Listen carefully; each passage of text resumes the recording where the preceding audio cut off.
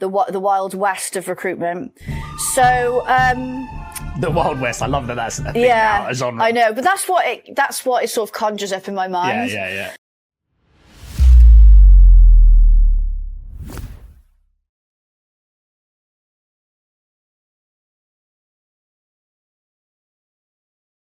Well, my second story is it's just something that's happened on my travels. I mean, you might even know about it already, but I'll bring it to KOSI. But okay. We, earlier on this week, when was it?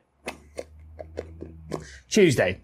Hottest day of the year, I think it was on Tuesday or Monday, one of the two. It was Tuesday. Tuesday was hottest day of the year. Yeah. I think. Hottest day of the year. I've gone all day audit down in Portsmouth with a lovely small boutique executive search recruitment business. I'm thinking down by the coast, be nice. I woke Sea breeze. Sea breeze. Now you're talking.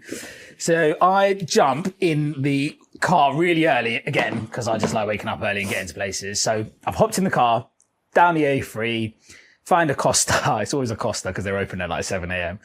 Plot up, do some work, message the founder to say, I'm local, so let's grab a coffee if you want beforehand. He's like, yeah, no problem. I'll see you there in like 15 minutes. He must live local.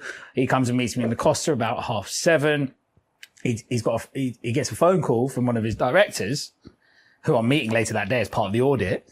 And he goes, and they're talking about fans, like buying fans. And I was like, surely I haven't booked an audit on the hottest day of the year with the only fucking recruitment agency on the planet that doesn't have air conditioning in their office. None of my clients do. What, have air conditioning? No, I don't think so. Really? No, the one office I was in Wednesday didn't, and we'd keep the blinds closed. Like it was really, really, really hot.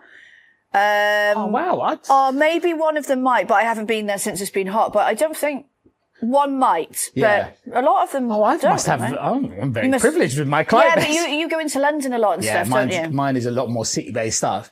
But honestly, I walked in and they were unboxing fans. Yeah, I looked around the office. Everyone's Were you concerned? Mate, I'm sweaty and a hot geezer. Like I get hot and sweaty. I don't like it. Plus, it's an audit. I bring energy to the audit. Like I've got to get people excited about process mapping. This on the whiteboard. Yeah.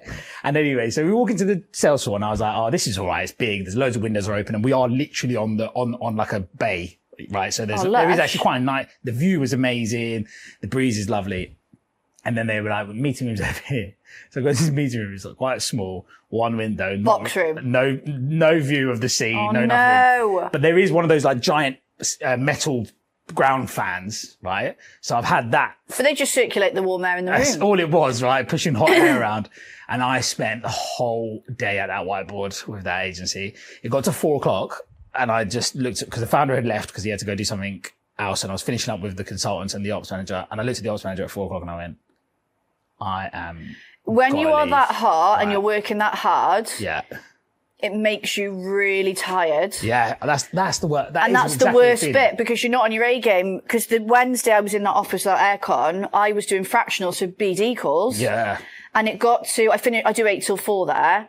And at 2-3 o'clock, I went out for a walk at lunch. So I was boiling. Yeah. But I had to get out of there. And I was really struggling. And normally I'm on it, but I was just wiped. Yeah.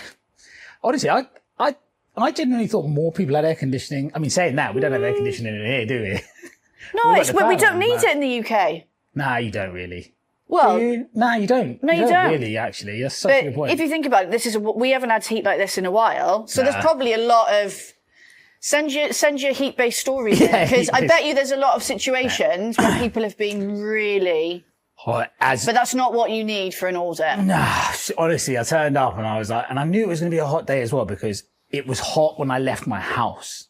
Like, it was like 5:30, 6 o'clock. I've got in my car and I'm like walking to my car on my driver and I'm like, nah, this feels warm already. And then you had the aircon on for the whole time. Costa aircon was like Baltic, yeah. And then it's always cold in the coffee shop. Walked into that office and honestly, it hit me. And then I was like, oh no, I can deal with this. And then it was when I saw the meeting room and where the whiteboard was, I thought, oh no. Makes me feel sick. I've got 6 hours of this. And you're talking, mopping my head. I could feel my t-shirt starting to stick on me. Oh, no. And then you're not on your A game, like you say. You're just not. Because I'm more concerned about the fact that my t-shirt is stuck. I've got like under boob sweat going on, and not what's the critical step in this BD process? Like, you just lost it. You're just completely head on. Underboob sweat is not the one. No. Anyway, yeah, so not just a quick short one about heat. Heat, fans. Sweating. It's taken over the week. Yeah. Well, I have got another tale from the 90s for you let's go. This month. Because we had one last month, didn't we? I'm going to try and drip feed these out because I've got a few of them. The Wild West of recruitment. So, the Wild West. I love that that's a thing now, a genre. I know, but that's what it sort of conjures up in my mind. Yeah. So, the person that shared this story at the time was a manager, and they needed to hire for their team. So this guy applies, and they ask him to come in, and he turns up slightly late, which for me is I've already got a black mark. You know, we were talking, the guy earlier was like, inappropriate behaviour. Yeah. That for me is a big cross. Yeah. I'm terrible. I write people, if they're a minute late, I'm like, it's a no from me. I just can't help it. Yeah, I'm with you. So, but yeah, fine. But also they notice he's very sweaty and he has a rip in the knee of his suit.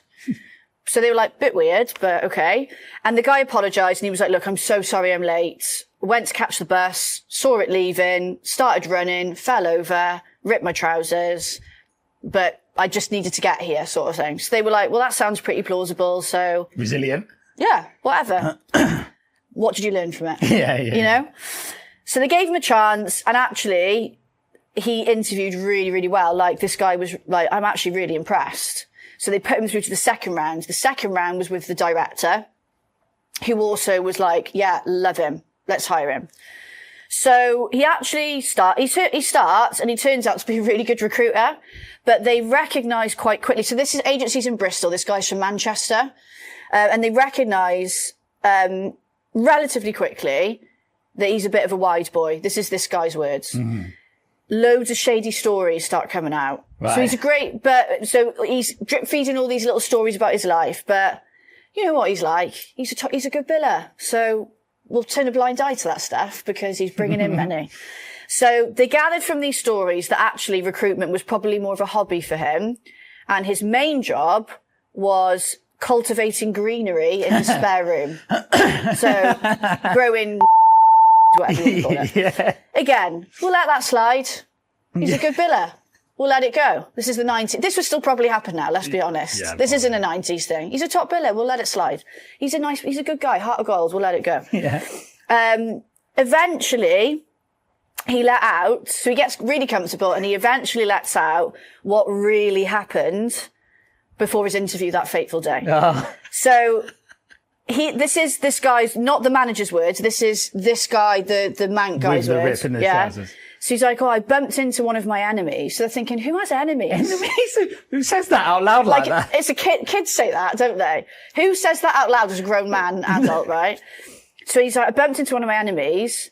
And basically the story is they basically ended up having a fight in the street outside the building. This is outside the office prior to him coming into his interview. So when he walked into that interview, dishevelled, he just finished fighting. That had just finished. So, again, they just let that slide because, again, he's doing well. Figures are good. KPIs are hit. Oh. So anyway, he ends up working for them for quite a few years, but he did eventually get a disciplinary, warning, which this guy had to give him. And he objected to it, obviously. So this manager is like, right, I think you should go home and think about whether you want to continue working for us or not. Because he reacted quite badly to the disciplinary. He didn't take it on the chin, basically. Because that's what you should do, isn't it? Take it. Well, it depends what you've done, but I'm guessing with him, it was probably quite bad what he'd done. So instead, he decided it would be a really good idea to go to the pub, get smashed, and then he tried to ride his motorbike home, crashed said motorbike, smashed his leg to pieces, and he was spent several months in hospital. And then the day he came out, the director told this guy, I want you to make him redundant. And he was like, are you fucking joking? He's just come out of hospital. Oh. But he had to do it anyway. Again, 90s. I don't know if that would happen now. But yeah, that was the story of this, this guy. Imagine those sorts of people, they're quite volatile. They're on the edge of doing something crazy. Yeah. I mean, having a scuff a minute before your interview or outside your interview. And just strolling in. And nailing it and getting the gig. Nailing it. So good. Nailing the interview. That's so good. I mean... Think on your feet. Sweaty still from the fight. I wonder if he won. He must have won the fight. Or he ran away. Yeah, one of the two. But having the audacity, the balls to just stroll in for an interview and not have thrown you off and you smash that interview and you get the job, I think... Some people's lives are just chaotic like that, you know. I bet that's a normal day in the life. Yeah, I was going to say, there's a guy I know through some of my first recruitment group that they grew up with this fella. And honest to God, every time I see him, his life is mental. The other day, he's had a row in a petrol garage with someone and nothing more than that. And then he's tried to board a train, Eurotunnel or something like that, and they've nicked him. And he's like, I didn't do anything. He's like, well, yeah, you squared up. And that's just like casual. Everywhere he goes, there's something like that. It's basically Katie Price. Yeah, basically, yeah. The mad stuff that happens to her. Stuff, yeah. You can't write it. You genuinely can't. You genuinely can't write it. But yeah, you can imagine the stories he was telling in the office. Oh, I could just. I bet they were. That's probably partly why he stayed, because they just found him so entertaining. This is what I mean. I think we should write a sitcom, man. Because you've got people like, you've got Ganja Farmer, yeah? We've got Crazy Kuram. Yeah. Crazy Kuram types. Do you remember the guy that used to work for me, they're like Jackie Chan's daughter? Yes. Yeah. I was just thinking of that. Then you got Bob, the fake little Bob. Bob's got to be in it. HJ. Then you got stilettos and handbags disappeared. Ford she wouldn't stuff. Turn up for the sitcom. She wouldn't make it in season 2. I think she'd be there for season 1. Yeah. There should be like The Office, but a recruitment office. Honestly, it would be absolutely hilarious. So up for writing. Netflix, if you're watching, we're up for it. Yeah, we're up for it. Yeah, executive producers. We'll sell you the rights to our stories. Yeah. Oh, love it. So good. That episode absolutely flew by. Well. Are we on time? Or no, we've still got, I wanted to, well, you reminded me of something, you know, when you talk about trains. Yeah. Oh, yeah. No, what was I trying to say? I'm really getting confused with my days of the week. It's been a bank holiday. So I was in Birmingham all weekend. Obviously Monday was also Monday was 30 odd degrees. It was hot, yeah. And I was fragile. Me and my friend were quite fragile. Yeah. We'd been on it for 12 hours the day before, dancing solidly. I think I did well over 40,000 steps. Well over. So we've got to get this train. So we wake up in the morning. I get a notification from Trainline, your train's cancelled. Great. Nice one. So we turn up to the station, and initially I was actually glad of it, because they were like, oh, you can get on an earlier train if you want. And I was like, yes, let's just get home. Because it's boiling, don't want to be stuck on a train, let's just get home. So initially I was buzzing, and also we could go straight to Cardiff, whereas before we had to change in Cheltenham. So I was like, I'm not bothered, get me on that earlier train. So we get on the earlier train, and then we're pulling up to Cheltenham, because it's still one of the stops, and the train stops. Now, this is not a nice train. Right. This is an older sort of train. There's no I think there probably was aircon, but you couldn't feel it. Right. No trolley going around with food or drinks. And because we were in a rush, we didn't have time to do the M&S shop before. So I've got no snacks, no drinks, other than a little bit of Lucasade. And I didn't eat much the day before. Yeah. So we're sitting there, and then they make an announcement. Unfortunately, there's a vulnerable person at Cheltenham Station. The police are there. We cannot move. We were there for about 40 minutes. Oh, yeah. So we eventually moved. We've then missed our connection at Cardiff. But it's fine, because I'm like, we'll get home. It's fine. So we're late. Then we finally get going again. Then the announcement comes on. Unfortunately, we're no longer going to be able to go to Cardiff. We're going to stop in Newport. So I'm like, for fuck's sake. Fine, we'll get a connecting train in Newport. Then we get closer to Newport, we stop again, and everyone's just like, this is taking the piss. By the way, the whole train journey, there's kids screaming and crying behind us. Yeah. There's a guy in front of us that's had a constant phone call the whole way on loudspeaker. Oh, no, not on loudspeaker. Loudspeaker. No way. Oh, you'd have... Oh, man, you'd have to fight him. It was like, he'd get off the phone, he'd ring someone else. It was video calls a lot of the time as well, loud. So I was just like, kill me now. Then they stop. Unfortunately, there's an overhanging branch on the track, so we can't move. So we were there for another 45 minutes, to the point where the train driver came round and gave us free water, because no one had anything. Yeah. And at this point, you know when you just got to laugh? I was like, this is a joke. Overhanging branch. And then I was like, what, are they going to find to feather on the track next to there? Because I was like, just drive through it. Hell, you're a train. You're a high-speed train. Yeah. Just drive through the branch. You weigh 100 tons or whatever it is. Just Ridiculous. drive through it. So in the end, luckily my friend's partner picked us up from Newport. Yeah. Because then we would have had to, we checked and there wasn't a train for ages. So that, and when I say Newport station was hot, when we got off, somebody had collapsed. It was unbearable. Oh. And you know, when you're dehydrated, we'd had a heavy one. Hanging in. It's not the one. I could not wait to get in her partner's air-conditioned car. So that journey was not what I needed on Monday. No, that is horrible. When you're hungover, the last thing you want to do is deal with that kind of stuff. Normally I drive to these things because it was city centre, did I say Bristol? Birmingham. Yeah. I was like, there's no point. And we got a really cheap train because we booked it so early. So I was like, but every time I get the train to these things, I'm like, never again. Nah. Because always there's fuck ups. 100%. Always. I always drive to things like that and stay if I'm staying over. I'm driving to the team conference because that's a bit out of the way though, isn't it? I'll wake. Yeah, it's not really near a train station. But yeah, I just like the idea of being able to get up, bottle of water, go find a shop, bottle or a Macca's. Have peace and quiet. Yeah. And then I know, and also I just know when I get out of the car, I'm on my driveway. Like anyway. Yeah, travels like that. Yeah, that's it was not like, what you needed. when I finally got home, I was like, you know, when you're like, thank you. Yeah. Thank you.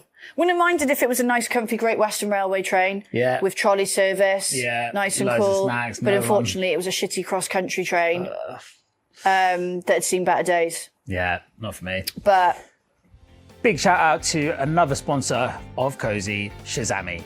SHAZAMME have recently launched Shout Lab, and in Nicole's own words, a CRM without automation is just a database. If you haven't already had a chance to check out SHAZAMME recently, Shout Lab is an automation platform that they've built which can automate your workflows from BD, marketing, as well as data. So go check it out. What you got on this weekend? I'm actually relaxing this weekend because I've got another rave next weekend. It's peak rave season. Love it, you love it. But then I'm having 2 months off. Off the booze?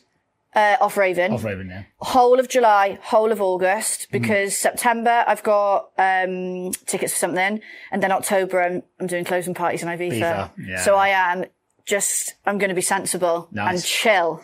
Nice. Rest. What are you doing? Working, chilling like a villain. Yeah, just working because we are coming up to World Cup. So dear. I like my football. Keep your eye hat. You're going to be... I've planned my entire work schedule around the fixtures. Entire work schedule. How you treat your football is how I treat my music, my rave thing. Yeah, it's exactly the same. My whole calendar is like built around that. But you're going to be very tired. You're going to be fucking shattered. I'm going to be fucking shattered. Basically, we've got a Tuesday night game. So, a Tuesday night game, a Wednesday night game, Tuesday night, then the Wednesday, then the following Saturday after the Wednesday. The Saturday one is like a 10 p.m. kickoff in a few weeks' time. Yeah, 10 p.m. kickoff. Saturday. So me and the QPR lads and some of my best mate Simon, we're all getting togetger for like an all-dayer. And then you go into the game? Well, no, we're just having an all-dayer at the place that we're watching the game. So we're getting to the pub, we're watching the game. I'm not, no. I'm going to watch the highlights the next day. Why is it so late? It's in America. Oh, fair play. Time difference. But so I'm just trying to take it a little bit easy. I've got conference next week. That's going to be a busy one. That's going to be heavy. Then it's World Cup. Then it's TRM retreat. So I've got lots of like fun to be had. We both need a restful weekend. Yes.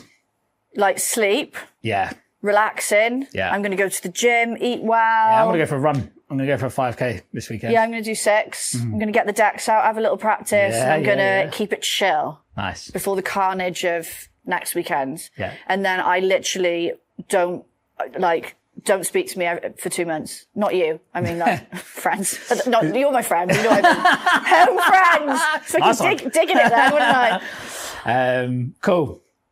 That went really fast. Went really fast. We smashed that in 55 minutes. I can't believe that. I know. We did well. 55 minutes without even thinking about it. Usually Tomo's like, fucking hell. Yeah, turn it off. I mean, to be fair, it's quite handy because I've got shit ton to do. So we can crack on. But can we high five to being efficient? Yeah, efficient. Woo! And remember folks, LinkedIn is not real life. And can we just finish with the wrong? No.